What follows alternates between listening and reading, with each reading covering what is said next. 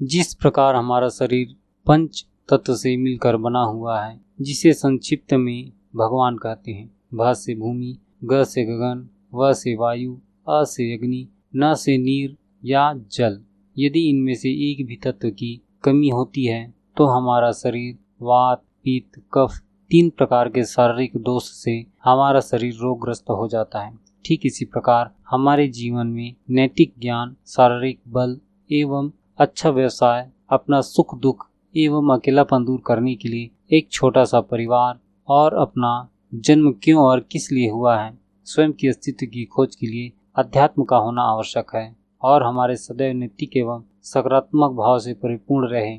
इसलिए प्रतिदिन कुछ समय निकालकर भजन कीर्तन एवं सत्संग करना चाहिए। जिस प्रकार एक बीमार व्यक्ति के लिए प्रतिदिन परहेज के साथ औषधि का सेवन करना आवश्यक होता है, ठीक इसी तरह हमारे मन इंद्रिय विषय वासना में पड़कर रोगग्रस्त न हो जाए, इसलिए अपने नित्य कर्म के अनुसार सफलता प्राप्त महापुरुषों की जीवनी प्रतिदिन पढ़ना या सुनना चाहिए। जिस मनुष्य के पास यह सारे गुण एवं व्यवस्था है वही संपूर्ण मनुष्य है और उनके जीवन में ही सुख शांति सदैव बनी रहती है। इसलिए मेरे द्वारा जो भी ज्ञान की चर्चाएं की जाती हैं वे सब इन्हीं विषयों से प्रेरित होकर कही जाती हैं। कभी ज्ञान की चर्चा नैतिक एवं आध्यात्मिक होती है, कभी स्वास्थ्य की चर्चा भोजन एवं योग से संबंधित होती है, कभी रिश्ते परिवार की सामाजिक चर्चा की जाती है, कभी अंधविश्वास और चमत्कार के बीच में छूटी हुई कड़ी को जोड़ने का प्रयास किया जाता है। हमारे महापुरुषों ने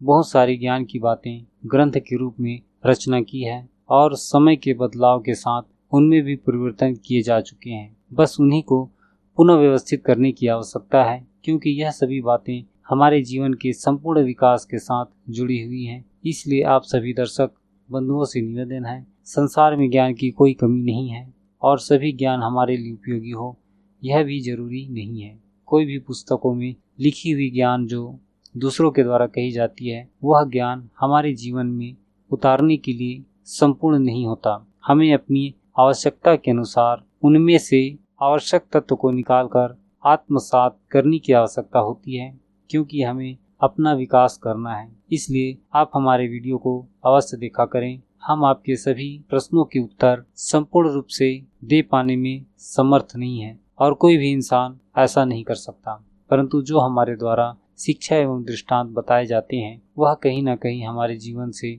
जुड़ी रहती है और वह एक न एक दिन हमें अवश्य ही लाभ पहुंचाती है। जब तक हम अपने मन को भटकाते रहेंगे तब तक हम स्वयं ही भटकते रहेंगे। किसी भी कार्य को करें तो पूरे श्रद्धा और विश्वास के साथ मन लगाकर करें, तभी हमें सफलता प्राप्त हो सकती है।